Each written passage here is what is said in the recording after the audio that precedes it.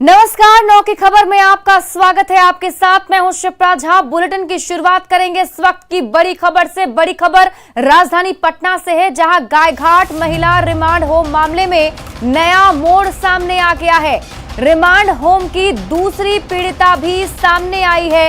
तो बड़ी खबर आपको राजधानी पटना से बता रहे हैं, जहां गायघाट रिमांड होम मामले में ये बड़ी जानकारी निकलकर सामने आ रही है, जिसमें एक और महिला, प्रताड़ित महिला इसमें सामने आई है। सुप्रिंटेंडेंट वंदना गुप्ता पर गंभीर आरोप लगे हैं और गंभीर आरोपों को सही बताया है। सुप्रिंटेंडेंट के खिलाफ शिकायत करने थाने पहुंची है दूसरी पीड़िता। महिला विकास मंच की टीम के साथ ये थाने पहुंची है और थाने में लिखित शिकायत दर्ज करवाई गई है। तो बड़ी खबर आपको बता रहे हैं राजधानी पटना से, और हमारे साथ हमारे सहयोगी संजय अधिक जानकारी के साथ जुड़े हुए हैं। संजय, जो ये सोचा जा रहा था ये मामला वैसा नहीं, बहुत बड़ा मामला है और आगे और भी बहुत बड़े खुलासे हो सकते हैं, लेकिन फिलहाल बताइए कि क्या अभी पीड़िता की तरफ से कहा गया है? देखिए, निश्चित तौर पर ये जो पीड़िता है, इस पीड़िता ने वही आरोप लगाए हैं, ये जो वीडियो वायरल हुआ था और पहली पीड़िता ने आरोप लगाए थे। कमोबेश सभी आरोप वैसे ही हैं और खासकर वंदना गुप्ता के खिलाफ गंभीर आरोप है। और निश्चित तौर पर ये जो बयान सामने आया है, इसके बाद न केवल वंदना गुप्ता की मुश्किलें बढ़ेंगी, बल्कि समाज कल्याण विभाग की भी मुश्किलें बढ़ गई, क्योंकि आनन फानन में समाज कल्याण विभाग ने जो पहली पीड़िता ने आरोप लगाए थे उसको लेकर जांच का हवाला दिया था और क्लीन चिट देती थी वंदना गुप्ता को और जो गायघाट स्थित राज्य स्तरीय महिला रिमांड होम है। लेकिन अब इस पीड़िता ने जो बयान दर्ज करवाए हैं, अब उसके बाद इसकी मुश्किलें जो है वंदना गुप्ता की बढ़ेंगी। और अब देखना होगा इस पूरे मामले में समाज कल्याण विभाग का क्या रुख होता है। हालांकि कल भी महिला थाने में बयान तो दर्ज कर लिया गया, लेकिन अभी तक FIR लॉन्च नहीं किया गया है। और यही सवाल पटना पुलिस पर उठा है कि पहले भी जब पीड़िता ने थाने में जाकर बयान दर्ज करवाया तो उनका केस नहीं लिया गया था, महिला थाने में ही बयान दर्ज किया गया था।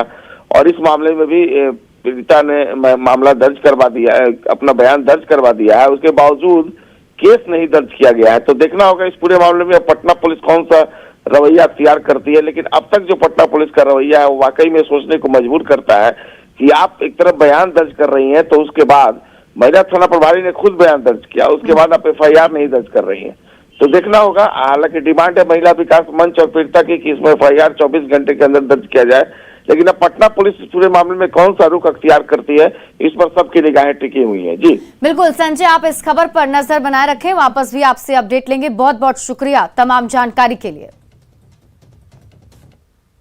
खबर बेतिया से है, जहां भारतीय बीज भंडार में भीषण आग लग गई। फिलहाल मौके पर दमकल की गाड़ी आग बुझाने में जुटी हुई है। लाल बाजार में बीज भंडार है जहां आग लगी है। तस्वीरें हम आपको वहां के दिखा रहे हैं। देखिए किस तरीके से आग की लपटें उठ रही हैं और इसको देखकर अंदाजा लगाया जा सकता है कि कितना भीषण यहां पर आग लगा होगा। फिलहाल मौके पर दमकल की गाड़ी मौजूद है और दमकल की गाड़ी की तरफ से आग बुझाने की कोशिश की जा रही है। आग किस वजह से लगी, कैसे लगी, ये जानने की भी कोशिश करेंगे। लेकिन जो खबर अभी आपके टीवी स्क्रीन पर वो ये कि बेतिया में बीज भंडार में आग लग गया है और आग कितना तेज और कितना भयानक है इसको आप तस्वीरों के जरिए देखकर अंदाजा लगा सकते हैं। देखिए धुएं का गुब्बार जो है वो उड़ता हुआ आपको दिखाई दे रहा होगा। आग की लपटें उठती हुई दिखाई दे रही होंगी। हालांकि आग किस वजह से लगी है अभी तक इसकी जानकारी नहीं है, लेकिन भारतीय बीज भंडार में आग लगने से नुकसान हुआ है। हमारे साथ हमारे सहयोगी प्रफुल्ल अधिक जानकारी के साथ जुड़े हुए। प्रफुल्ल, कुछ जानकारी मिल पाई कि किस वजह से आग लगी थी? जी देखिए, मैं आपको बता दूं कि आग लगने का कारण तो पता नहीं चला है, लेकिन बहुत बड़ा एक हादसा जो था वो टल गया है। हालांकि आग से लाखों की क्षति हुई है।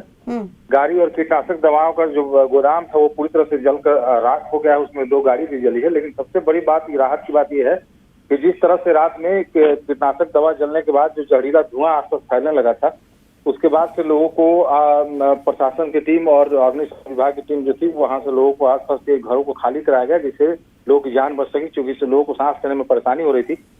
और रात से ही कुछ दमकल की 4 गाड़ी जो थी वो आग बुझाने का प्रयास कर रही थी मौके पर पहुंचकर। अभी सुबह तक भी प्रयास किया जा रहा है। आग हालांकि अब अधिकतर जो है मतलब आग पे काबू पा लिया गया है, लेकिन अभी कुछ आग बचा हुआ है जिससे बुझाने का प्रयास अग्निशमन पदाधिकारी जो है, अग्निशमन की टीम जो है वो कर रही है। जी बहुत बहुत शुक्रिया तमाम जानकारी के लिए प्रफुल्ल। कोडरमा के लोकाई में एक बाइक में आग लगने से हड़कंप मच गया। फिलहाल आग कैसे लगी इसका पता नहीं चल पाया है, लेकिन देखते ही देखते आग की चपेट में आने से पूरी बाइक जलकर खाक हो गई। कुछ ना तो आप फाड़ के लो, टंकी उनकी क्लियर हो गई। देखो नहीं, पटना पुलिस ने ऑपरेशन क्लीन के तहत अपने 21 सिपाहियों को बर्खास्त कर दिया है और इनमें से 5 को शराबबंदी कानून के उल्लंघन के मामले में बर्खास्त किया गया है, जबकि 3 के खिलाफ भ्रष्टाचार के मामले में कार्रवाई की गई है।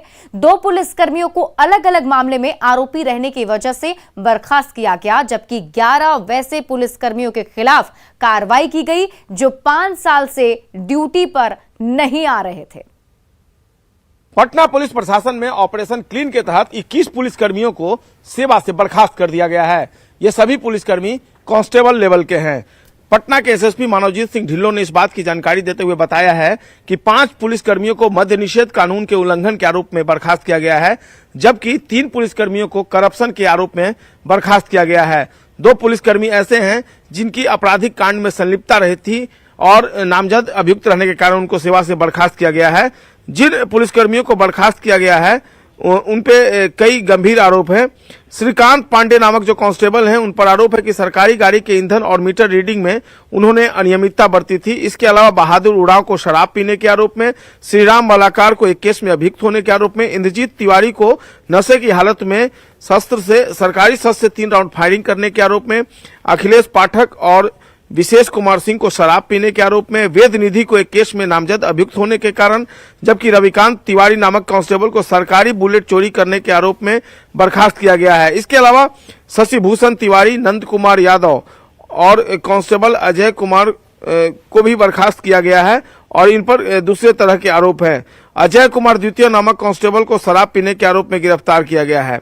इसके अलावा 11 दूसरे जो पुलिसकर्मी हैं वो अपनी सेवा से 5 सालों से अनुपस्थित थे, इस कारण उनको सेवा से बर्खास्त किया गया। निश्चित तौर पर एक बड़ी कार्रवाई है और इसके पहले भी पटना पुलिस लाइन में जब हंगामा और उपद्रव हुआ था उस दौरान कई पुलिसकर्मियों को सेवा से बर्खास्त कर दिया गया था और उसके बाद यह दूसरा ऐसा मौका है जब इतनी बड़ी कार्रवाई पटना पुलिस प्रशासन के आला अधिकारियों ने की है। कैमरा पर्सन अजय दुबे के साथ संजय कुमार, न्यूज़ 18 पटना। भोजपुर में भरी सभा में जमकर मारपीट का एक वीडियो सोशल मीडिया पर काफी तेजी से वायरल हो रहा है। वायरल वीडियो शाहपुर प्रखंड के दामोदरपुर गांव का बताया जा रहा है, जहां पिछले 4 फरवरी को वार्ड सचिव के चुनाव को लेकर आम सभा बुलाई गई थी, जहां चुनाव में आम सहमति नहीं बनने के बाद 2 पक्षों के बीच मारपीट हो गई। वीडियो में आप खुद देख सकते हैं कि पुरुषों के साथ साथ महिलाएं भी आपस में एक दूसरे के साथ मारपीट और गाली गलौज कर रही हैं। वहीं घटनास्थल पर अफरा तफरी का भी माहौल कायम है। हालांकि न्यूज़ 18 इस वायरल वीडियो की पुष्टि नहीं करता है।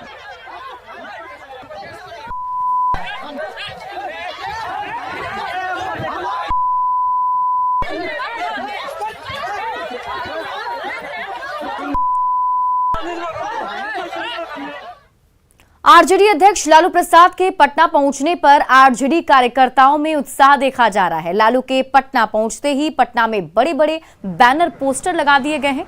दरअसल कल यानी 10 फरवरी को आरजेडी के राष्ट्रीय कार्यकारिणी की महत्वपूर्ण एक बैठक होने वाली है और इसे लेकर कार्यकर्ता और नेता तैयारी कर रहे हैं।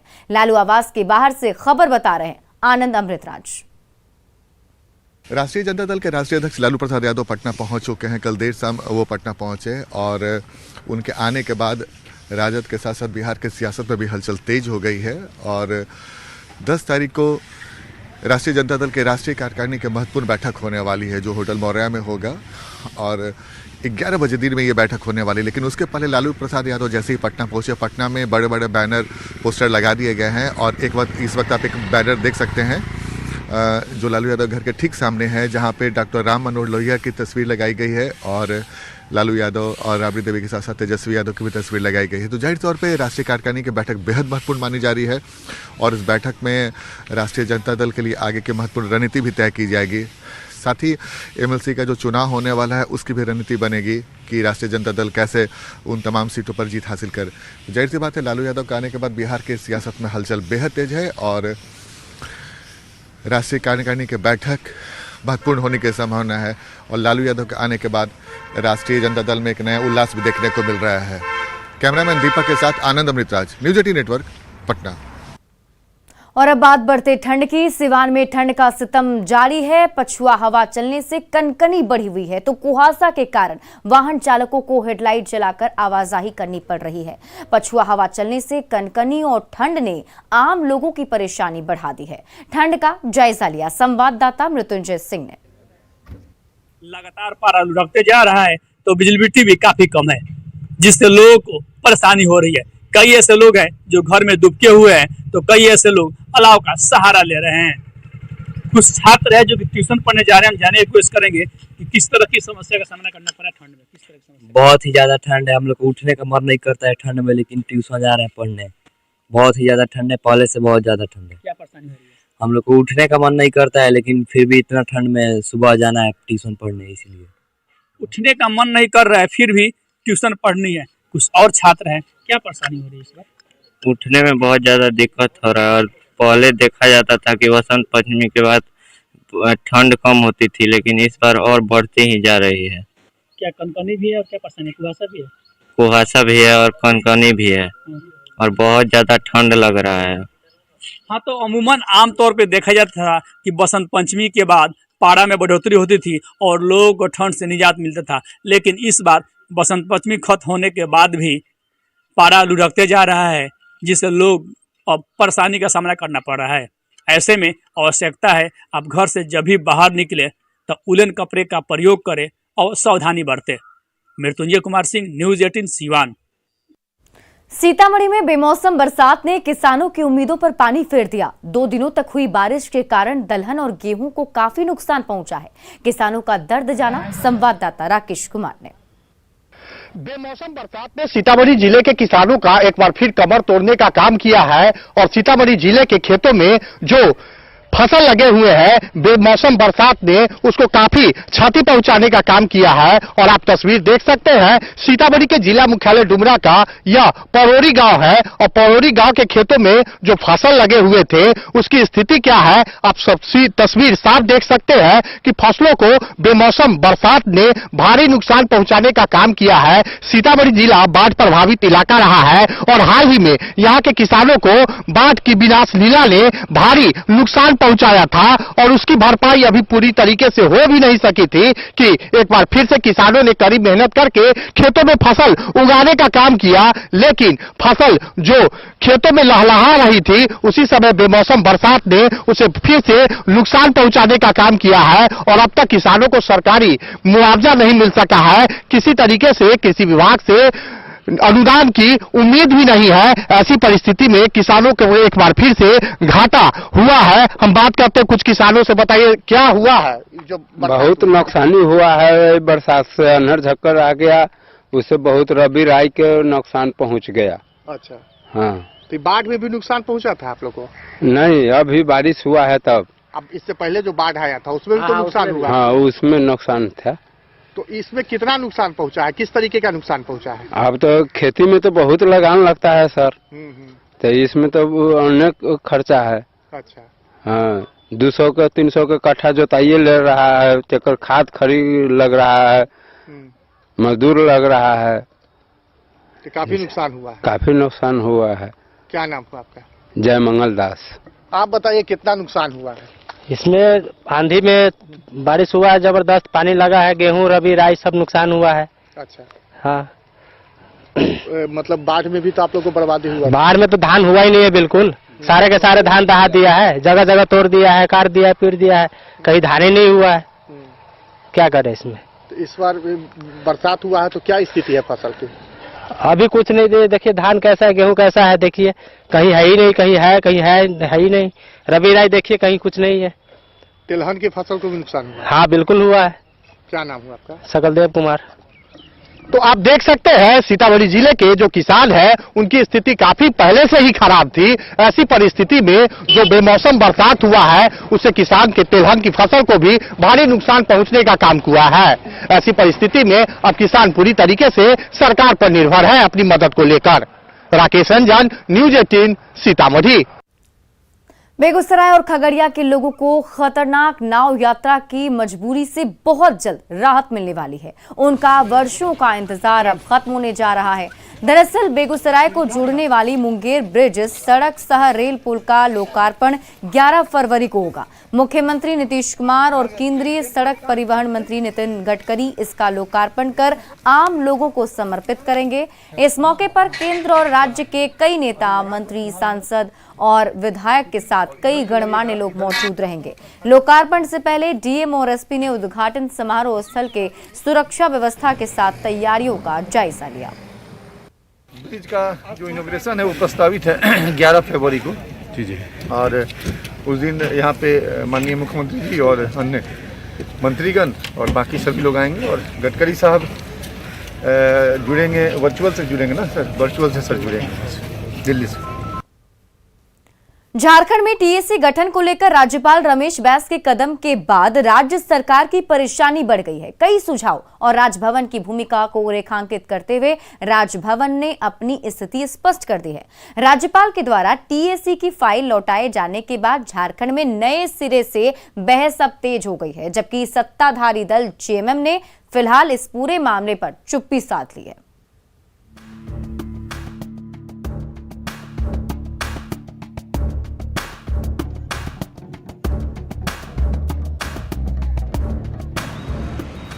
झारखंड में टीएसी यानी जनजातीय सलाहकार परिषद के गठन का पेंच फिर से एक बार उलझता हुआ दिख रहा है। राज्यपाल रमेश बैस ने कुछ आपत्तियों के साथ राज्य सरकार को टीएसी की फाइल लौटा दी है, जिसके बाद बीजेपी ने सत्ताधारी दल को कटघरे में खड़ा करना शुरू कर दिया है। राजभवन की भूमिका को शिथिल करते हुए राज्य सरकार के द्वारा बनाई गई टीएसी कमेटी को शुरू से ही बीजेपी असंवैधानिक बता रही है।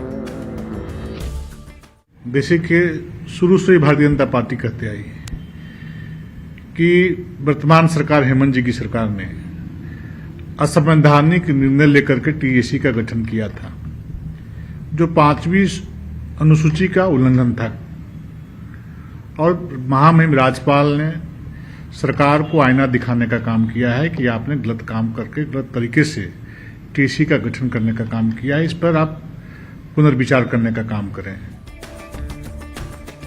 राजभवन से फिर एक बार टीएसी की फाइल लौटाए जाने के बाद सत्ताधारी दल जेएमएम ने चुप्पी साध ली है, तो वहीं गठबंधन में शामिल कांग्रेस सरकार को राज्यपाल को सुझाव को मानने की नसीहत दे रही है। अभी जब महामहिम राज्यपाल महोदय जब ये सुझाव राज्य सरकार को दिया है, तो निश्चित रूप से राज्य सरकार को इसको विचार करना चाहिए। ऐसे भी विगत 2 वर्षों में इस तरह होने के कारण जितने भी टीएसी में निर्णय लिए गए हैं अब तक लंबित है, तो इसलिए अब बिना विलंब किए राज्य सरकार को जो महामहिम राज्यपाल का सुझाव है उस पर बिल्कुल अमल करना चाहिए। उस पर टीएसी कमेटी में राज्यपाल की अनुशंसा पर 2 सदस्यों को रखने का सुझाव की सबसे ज्यादा चर्चा हो रही है। पूर्व में गैर राजनीतिक कोटे से टीएसी कमेटी में शामिल होने वाले सदस्य ने राजभवन के निर्णय को देर से लिया गया सही निर्णय बताया है। अभी जो परिस्थिति आई है, जो 2 मेंबरान को उनको अधिकार की बात कर रहे हैं, निश्चित रूप से वो मैं उनके इसके ये को मानता हूं, उनके अधिकार क्षेत्र के अंदर आता है। लेकिन इससे पहले भी कभी ऐसा हुआ नहीं, ऐसा हुआ ही नहीं कि राज्यपाल ने 2 सदस्यों को कहा कि आप मनोनीत कर दीजिए। ऐसा कभी नहीं हुआ। राज्य सरकार ही बना के भेजती है। विद द कंसल्ट ऑफ राज्यपाल से बात करने, जितने भी राज्यपाल आए उनसे बातचीत होती ही थी। केंद्र सरकार की तरफ से राज्य में जनजातीय विकास के नाम पर हर साल करीब 33 से 35 हजार करोड़ का फंड अलॉट होता है। इस राशि को टीएसी कमेटी के जरिए खर्च करने का प्रावधान है, मगर हेमंत सोरेन सरकार में इस राशि का उपयोग जनजातीय विकास के लिए नहीं हो पा रहा है। रांची से न्यूज़ 18 के लिए अविनाश की रिपोर्ट।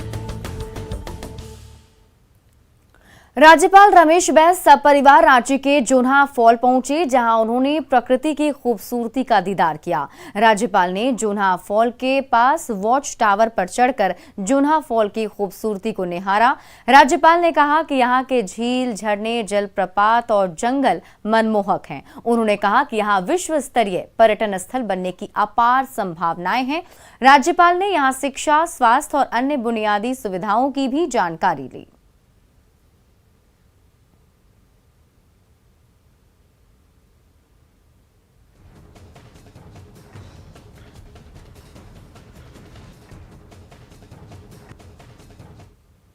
और फिलहाल इस बुलेटिन में अभी के लिए बस इतना ही, लेकिन न्यूज़ 18 बिहार झारखंड पर खबरों का सिलसिला लगातार जारी है।